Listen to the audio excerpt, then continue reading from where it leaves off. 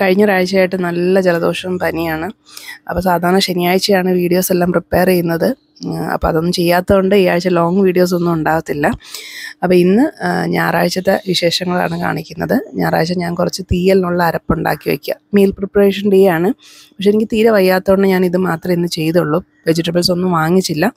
Already prepare ചെയ്തത് കുറച്ചൊക്കെ ഫ്രിഡ്ജിലുണ്ട്. അപ്പോൾ അതുകൊണ്ട് ഈ ആഴ്ച റൺ ചെയ്യാമെന്ന് കരുതി.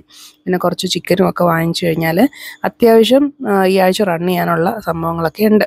അപ്പോൾ ഇത് ഷ്രെഡഡ് കോക്കനട്ടിൻ്റെ ഒരു പാക്കറ്റ് അനിയത്തി കൊണ്ട് തന്നുണ്ടായിരുന്നു. അപ്പോൾ അത് വെച്ച് ഏറ്റവും എളുപ്പം ഉണ്ടാക്കാനായിട്ട് നമ്മുടെ തീയലിൻ്റെ പരിപാടികളാണ്.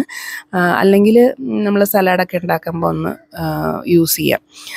അപ്പോൾ തീയലിൻ്റെ മിക്സ് ഉണ്ടാക്കി വെച്ചു.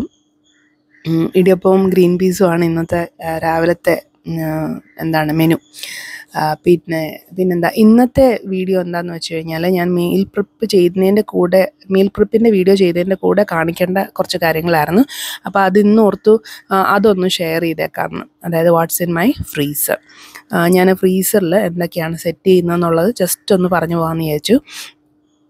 അപ്പോൾ ഞാൻ സാധാരണ പൾസസൊക്കെ വെള്ളത്തിലിട്ട്, അത് ഞാൻ പറഞ്ഞിട്ടുണ്ടായിരുന്നു, പൾസ് വെള്ളത്തിലിട്ട് ഒന്ന് കുതിർത്തേച്ച് ഞാനിങ്ങനെ സിപ്ലോക്ക് ബാഗിലാക്കി വെച്ചേക്കും. അപ്പോൾ ആവശ്യത്തിന് നമുക്ക് പെട്ടെന്ന് എടുത്ത് കുക്ക് ചെയ്യാമല്ലോ. ഇത് 1 പെയറാണ്.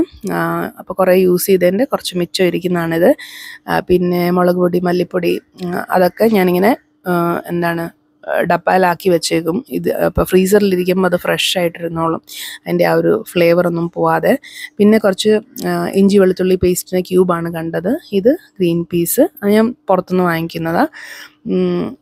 ഇത് കടല ഞാൻ വേവിച്ചത് വെച്ചതാണ്. വേവിച്ചും വേവിക്കാണ്ടേയും കുതിർത്തിട്ടും ഒക്കെ വെക്കാറുണ്ട്. ഇത് വേവിച്ച് വെച്ചേക്കുന്ന കുറച്ച് സലാഡ്സും ചാട്ടും ഒക്കെ ഉണ്ടാക്കാൻ വേണ്ടിയിട്ട് ഇടയ്ക്കിടയ്ക്ക് യൂസ് ചെയ്യാൻ വേണ്ടിയിട്ടാണ്. പിന്നെ മസാല പാക്കറ്റ്സ് ആണ് ഞാനിവിടെ കൂടുതലും പുറത്തുനിന്ന് വാങ്ങിക്കുന്നതെന്ന് വെച്ച് കഴിഞ്ഞാൽ മുളക് പൊടിയും മല്ലിപ്പൊടിയും. അതെനിക്ക് വെയിലത്ത് നിന്ന് ഉണക്കാനുള്ള ആരോഗ്യം ഇല്ലാത്തതുകൊണ്ട് അപ്പോൾ ഇനി അതിൽ ഒരു മാറ്റം വരുത്തണമെന്ന് വിചാരിച്ചുകൊണ്ടിരിക്കുന്നു. ഇത് പിന്നെ ഗരം മസാലയുടെ പാക്കറ്റ് ഞാൻ വാങ്ങിച്ചിട്ട് ഇത് യൂസ് ചെയ്തിട്ടാണ് ഞാൻ പൊടിച്ച് വയ്ക്കുന്നത്. അപ്പോൾ ഇതൊക്കെ ഞാൻ കുറേശ്ശെ ആയിട്ട് ഒരു 2-3 ആഴ്ച കൂടുമ്പോൾ ആവശ്യത്തിന് പൊടിച്ച് വെച്ചേക്കും. അപ്പോൾ അതൊക്കെയാണ് ഈ ഇരിക്കുന്നത്. ഉലുവ പൊടിച്ചത്, പിന്നെ ഇത് റസ്ക് പൊടിച്ചത്, കട്ലറ്റ്സ് ഒക്കെ ഉണ്ടാക്കാനായിട്ട്.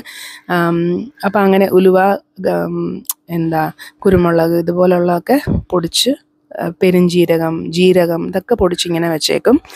അപ്പോൾ ഫ്രഷ് ആയിട്ടിരുന്നോളും. ആവശ്യത്തിന് നമ്മൾ നമ്മുടെ മസാല ബോക്സിലോട്ട് മാറ്റിയിട്ട് യൂസ് ചെയ്യും. അപ്പം സംഭവം ഫ്രഷ് ആയിരിക്കും.